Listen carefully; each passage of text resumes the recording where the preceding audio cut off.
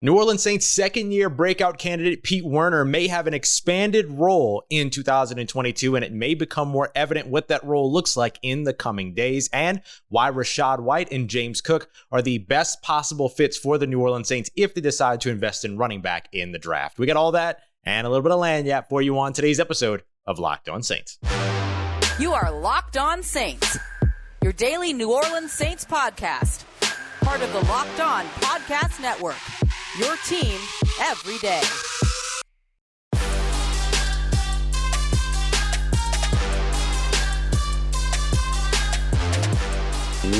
What is good, Who Dat Nation and Who Dat family? Welcome into this Tuesday episode of Locked On Saints, your daily podcast covering the New Orleans Saints, part of Locked On Podcast Network, your team every day. Thanks as always for making Locked On Saints your first listen of the day every day. Don't forget that we are free and available on all platforms, including on YouTube as well. And I'm your host, Ross Jackson, at Ross Jackson Nola on Twitter. USA Today's Saints Wire, Tuesdays on Locked On NFL, and here with you every single Monday through Friday on Locked On Saints. New Orleans Saints invested in a second-round linebacker in last year's NFL draft, Pete Werner out of Ohio State, and he looks to be in for a more expanded and, I'll say, important role in 2022 on a stellar New Orleans Saints defense. And that role may become even more evident here in the next couple of days because the New Orleans Saints have not yet reunited with linebacker Kwon Alexander, who became a free agent at the beginning of the new league year. And as much as we love Kwon and as much as the fans love Kwon and the team loves Kwon, right now he's taken a visit with the New York Jets. And he hasn't taken any type of visit that we know of so far,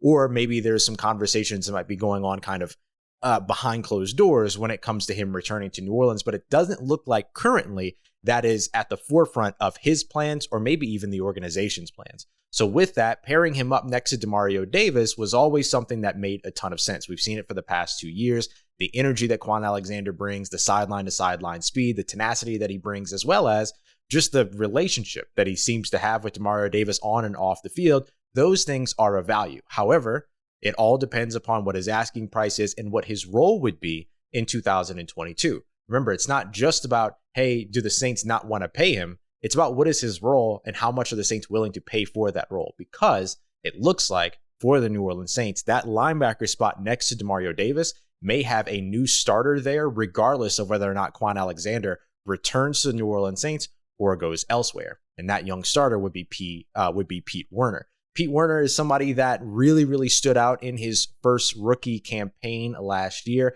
coming in out of Ohio State, having to step into a complete and lone starting role as basically the quarterback of the defense in that Week 16 matchup where the Saints were down 20-plus starters due to COVID protocols in the Monday night matchup against the Miami Dolphins.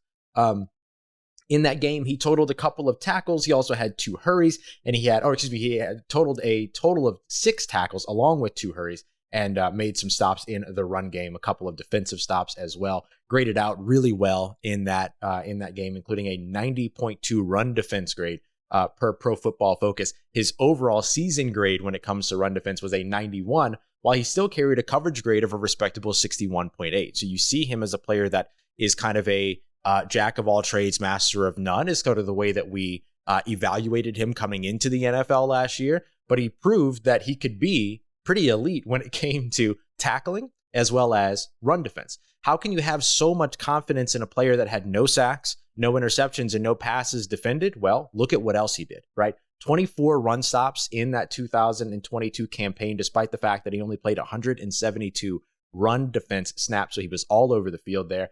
A missed tackle percentage of only 4.8%, only 3 missed tackles throughout the season, a total of 45 tackles on top of that. So it's not like he was, not getting in the mix, right? He was getting in the mix and he was out there. He also had a total of 5 pressures throughout the season as well. Beyond that, I think where you might want to see him improve if he is in for that expanded role, as it looks like he will be, is effectively his coverage, right? We mentioned that he had a respectable 61.8 coverage grade per Pro Football Focus, but he allowed 21 catches on 29 targets. That's a 72% completion percentage for 159 yards. And when you're a linebacker, you can give up the yardage, you can give up the catches. The big thing is being able to make tackles at the catch point. And this was somewhere where Pete Werner wasn't necessarily at the top of his game, right? 124 yards after catch out of 159 total yards. It's nearly 6 yards after catch per catch throughout that 2021 rookie campaign. So certainly a place where you'd like to see him be able to step up there, limit the yards after catch, make tackles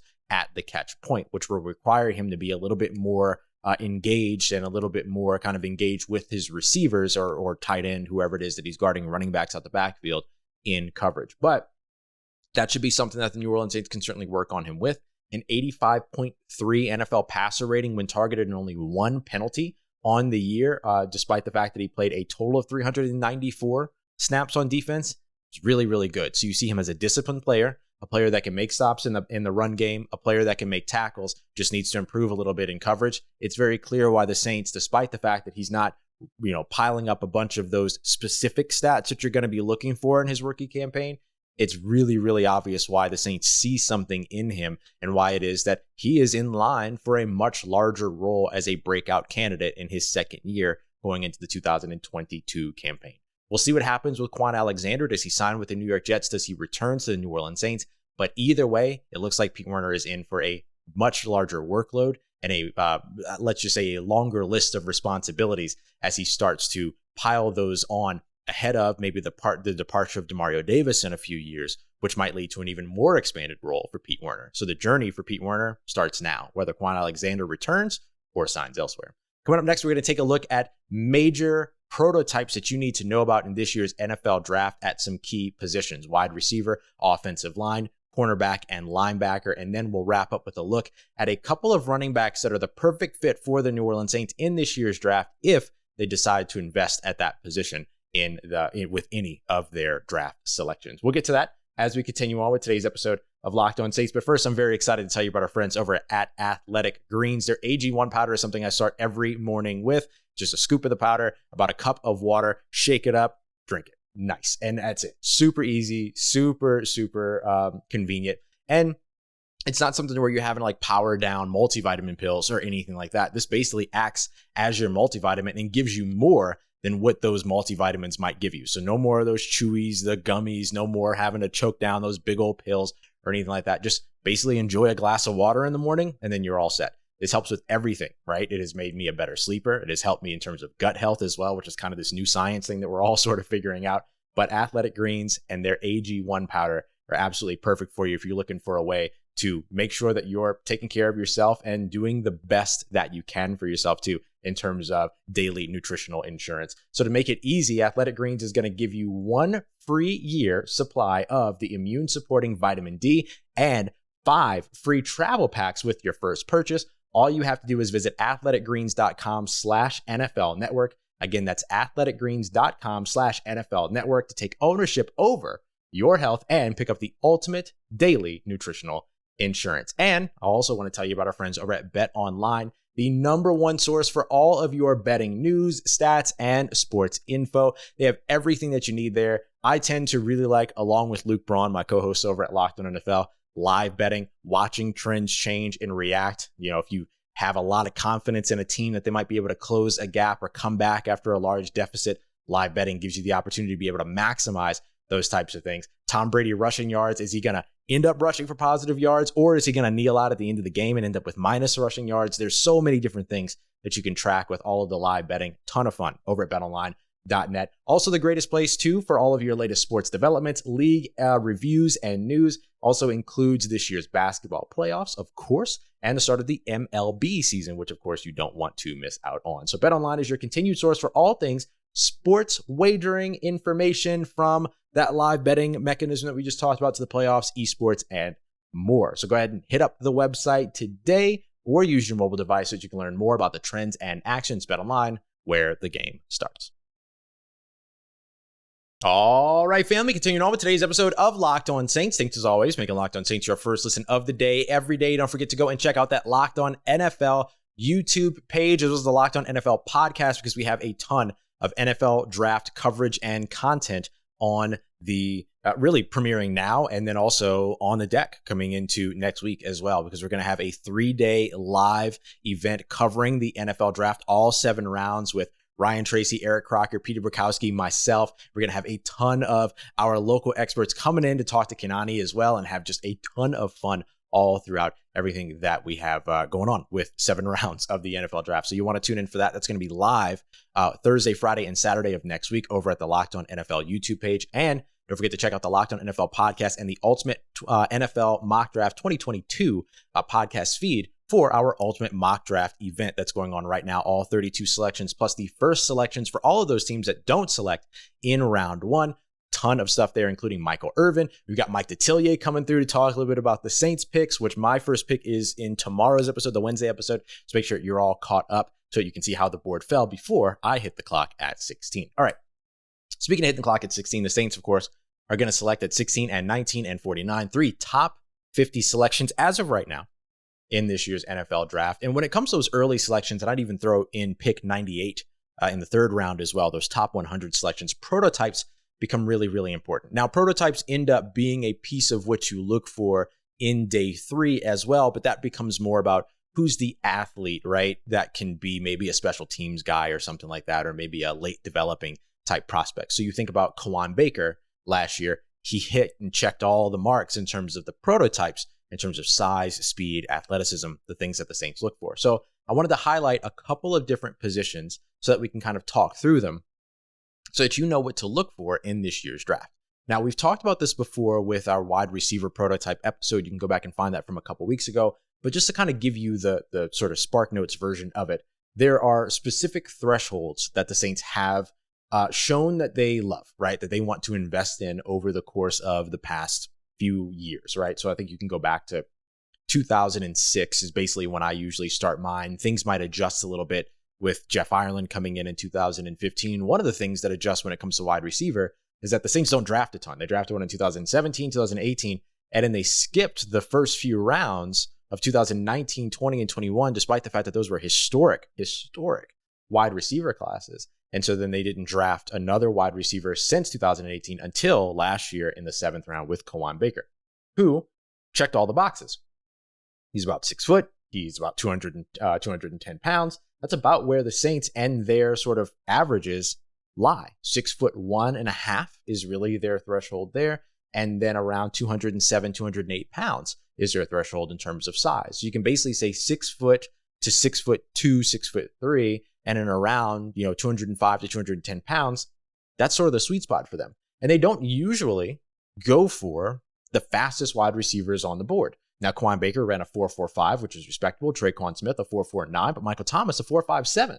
And really the only player that they ran that ever came, or that the only 2 players that they drafted that ever came in sub 4.4 were Brandon Cooks, who demolished really all of the prototypes in the first place, and then Kenny Stills, who came in with a 4.38, who hit all of the thresholds, right? 73 inches, 202 pounds. So maybe he was a little bit undersized, but not by a lot.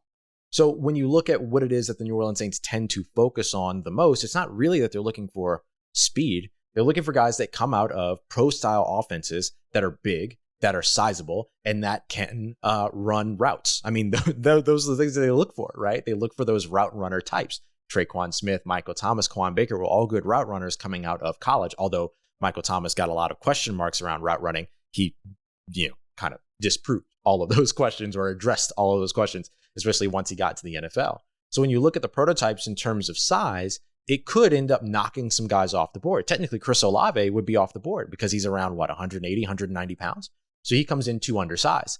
But does that 4.3 speed end up putting him in a situation, or in that 4.3 range, end up putting him in consideration, although he is a little bit undersized? Remember, both Kenny Stills and Brandon Cooks came in undersized in terms of the threshold, but they are also the only 2 players that the Saints have drafted that ran in the 4.3 sub 4.4 range. So could that mean that a guy like Chris Olave, a guy like Garrett Wilson, even though they're slimmer, they're skinnier, they're smaller, they hit the height threshold, but they don't hit the weight threshold, that they may get a pass going into 2022 and this draft class because of these thresholds? Now, the only players that really live up to these thresholds are Drake London, because the 40 time, as we said, kind of doesn't matter. So Drake London could go out there and run like a 4.55, 4.57 and be fine. He'd be right where Michael Thomas was. Treylon Burks checks all of these boxes as well. And Christian Watson, who is probably going to be more of a 2nd rounder, maybe a late 1st rounder, depending upon how desperate a team might be for a wide receiver, also checks all those boxes. If George Pickens put on a little bit of weight, he would check these boxes as well. So he would definitely be somebody to watch.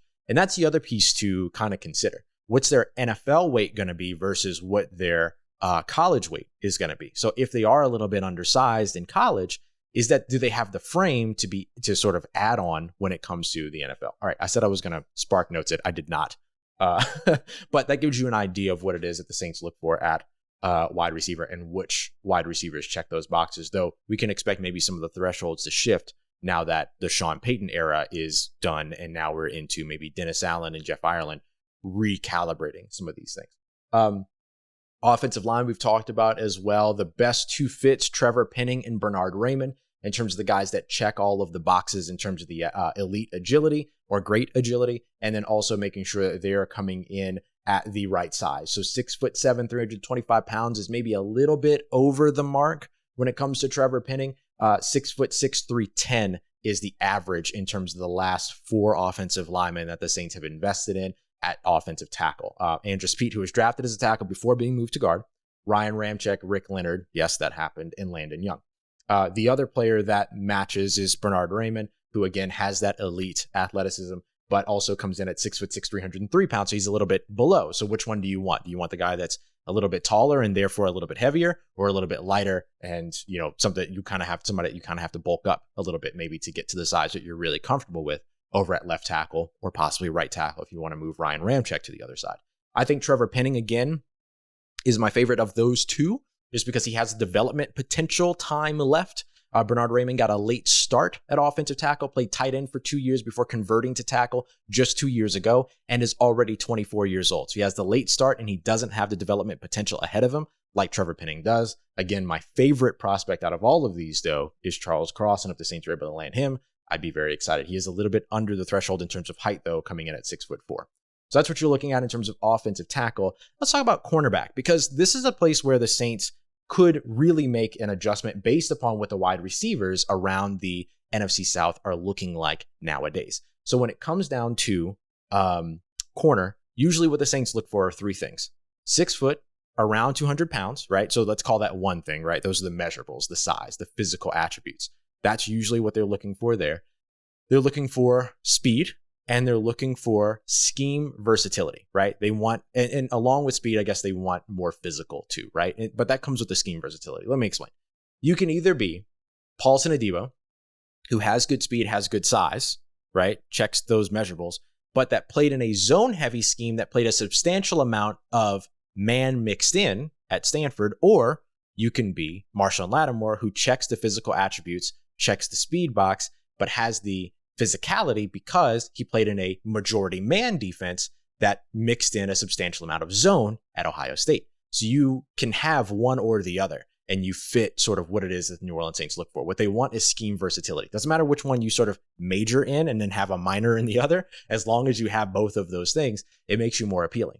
Now, the Saints could potentially lessen the thresholds here a little bit because the physical nature of the wide receivers in the NFC South has changed. Used to be that you were having to go up against Julio Jones twice a year, and you were going up against Mike Evans twice a year.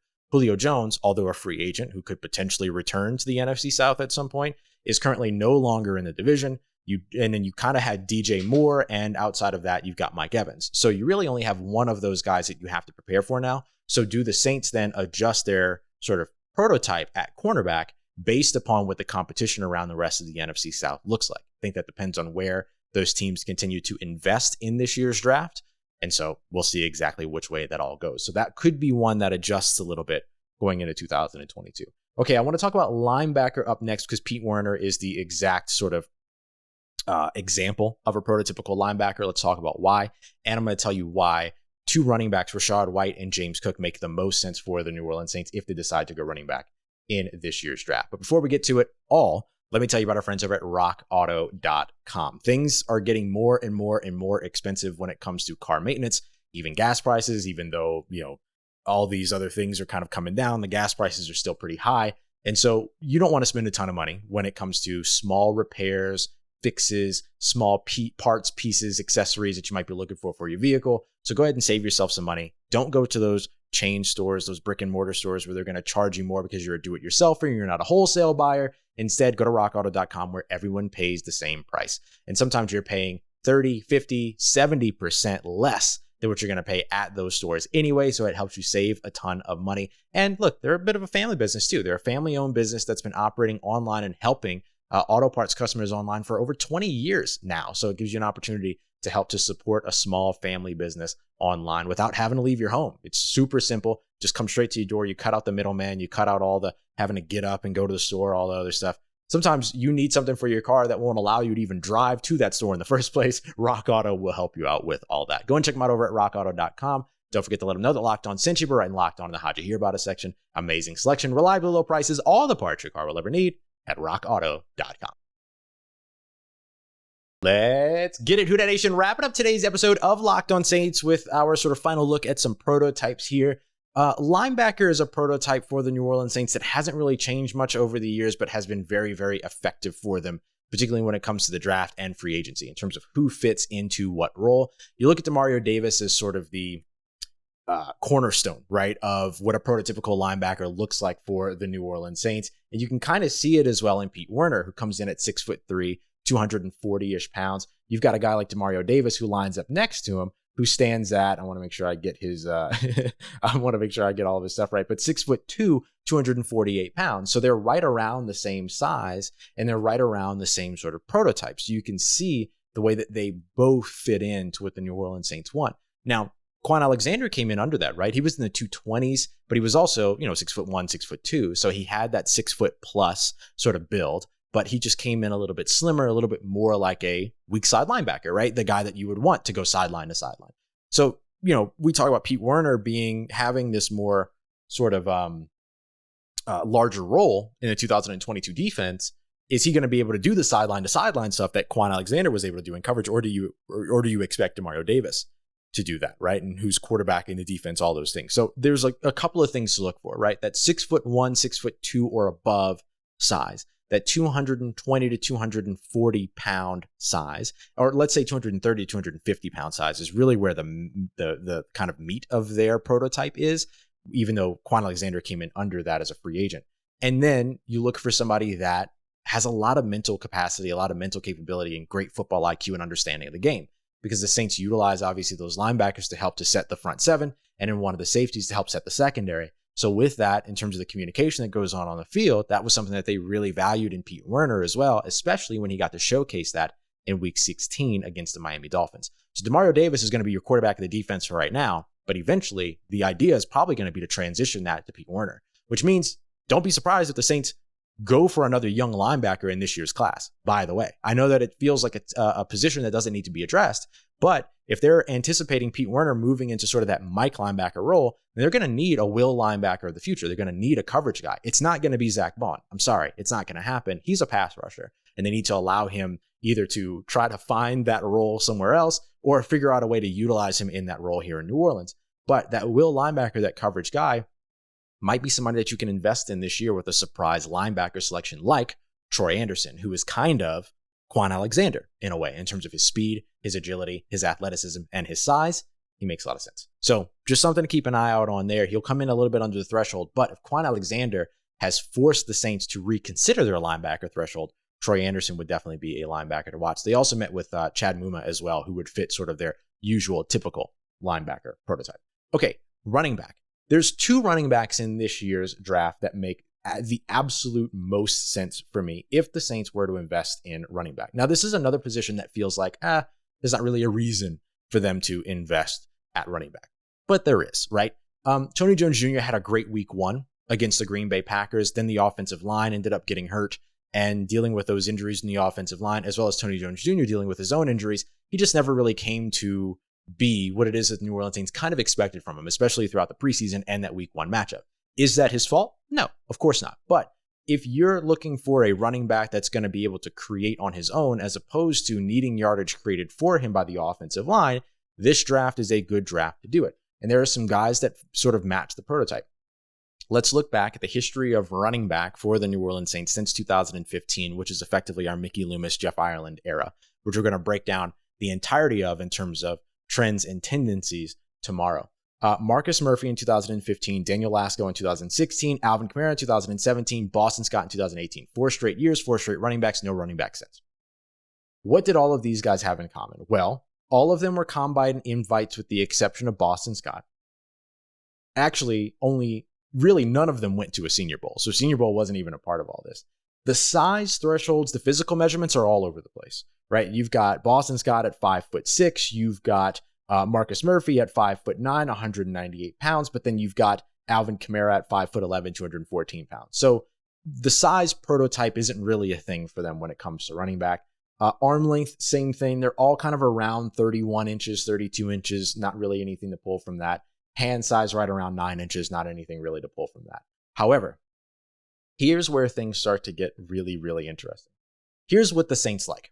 Strong, explosive, not a lot of tread on the tires. Not a lot of wear and tear, as I call them, the wear and tear thresholds. The average for career carries amongst running backs for the New Orleans Saints that they have drafted since 2015 is 295 career carries, under 300 carries. They've never gone over 348. That was Daniel Ascom. Average 5.9 yards per carry in college, and then also only average about 93 rushing attempts per year, with the most being Alvin Kamara with just 105 per year.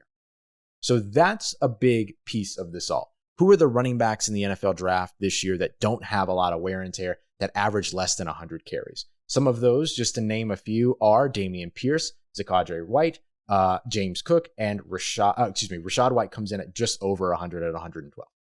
The next thing is going to be sort of that strength and explosiveness that we were talking about. So the average here, an average of 17 and a half bench reps, an average of 37-inch vert, and an average of a 124-inch broad jump. Vert and broad jump show you explosiveness. So who are the guys that check all of those boxes, or as many of those boxes? If there are 6 boxes to check, which would be career carries, yards per carry, carries per year, that would be our first 3. And then our other 3, when it comes to athletic testing, would be bench reps, vert, and broad. There's one player that checks 5 of those 6 categories, and it's Rashad White. A total of only 224 carries in his career, only 112 per year, so it's a little bit above the threshold, so he doesn't necessarily check that box. Average 6.3 yards per carry, 20 in the bench, 38 in the vert, 125 in the broad jump. So he checks 5 out of the 6 boxes. Not far behind him, though, is James Cook, who checks each of the boxes when it comes to the wear and tear thresholds. Only 230 career carries, 6.5 yards per carry, only 57.5 carries per year. That's a big one. But doesn't check the bench threshold because he didn't participate. Doesn't check the vert threshold, only comes in at 33 inches versus the average at 37, but surpasses, or meets rather, the broad jump threshold at 124 inches. So to me, that makes James Cook and Rashad White the 2 best possible fits for the New Orleans Saints at running back if they decide to reinvest in the position a bit after not investing since 2018 in the draft. Have to be ready for Mark Ingram to eventually move on. You've got Alvin Kamara, but is he going to be suspended for some point in the season? Who knows? If he is, then it's great to have a piece of, another piece that you can mix in. If he isn't, then great. You have updated and upgraded that running back room. And if you don't feel like Tony Jones Jr. is going to pan out, if you lose Mark Ingram to some injuries or whatever, you need some of these other guys. So if you like the guy that can get downfield and make some catches, James Cook can do that. Rashad White can line up in the slot as well as outside. You can split him out to get linebackers out of the box. There's a lot of different ways you can utilize these guys. They're more than just running backs. They are the modern day running back that fits what the New Orleans Saints are looking for almost to a T.